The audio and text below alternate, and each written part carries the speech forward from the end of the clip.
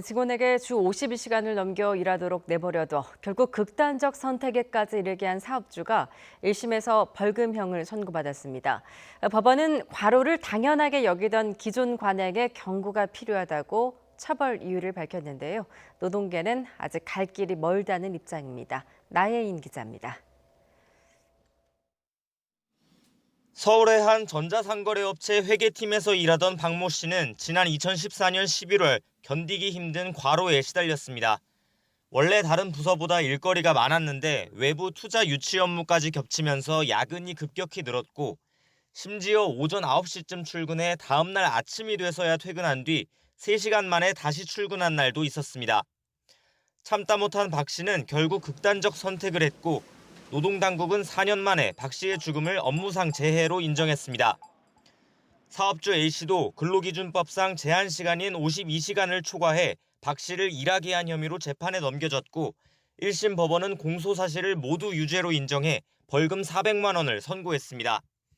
재판부는 컴퓨터 기록 등을 보면 숨진 박 씨가 평일 닷새 동안 최소 64시간 넘게 일했다며 과중한 업무가 죽음의 원인이라고 보는 게 자연스럽다고 판단했습니다. A씨는 박 씨에게 직접 야근을 지시하지 않았다며 혐의를 부인했지만 법원은 미필적 고의가 인정된다며 받아들이지 않았습니다. 입사한 지 얼마 안 된 박 씨가 연장 근무를 거부하기 어려운 상황에서 업무가 많은 노동 여건을 알고도 사업주로서 법정 시간을 지키려고 노력하지 않았다는 겁니다. 그러면서 노동자에게 당연히 과로를 요구하던 기존 관행에 일정한 경고를 해야 하는 측면에서 적절한 처벌이 필요하다고 강조했습니다. 노동계는 강한 처벌은 아니지만 주 52시간 제도가 완벽히 정착되지 않은 현장에 경종을 울릴 만한 판결이라고 평가했습니다.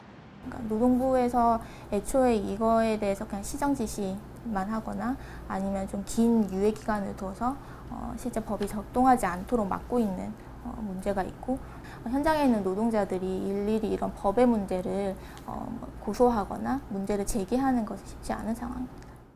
재판부는 한때 열심히 오랜 시간 일하는 게 미덕이었지만 지금은 일과 여가의 균형, 삶의 질을 높이려는 가치가 제도화하고 있다며 사용자도 변화해야 한다고 지적했습니다. 사법부의 이번 경고가 왜곡된 근로 관행에 변화를 가져올 수 있을지 주목됩니다. YTN 나혜인입니다.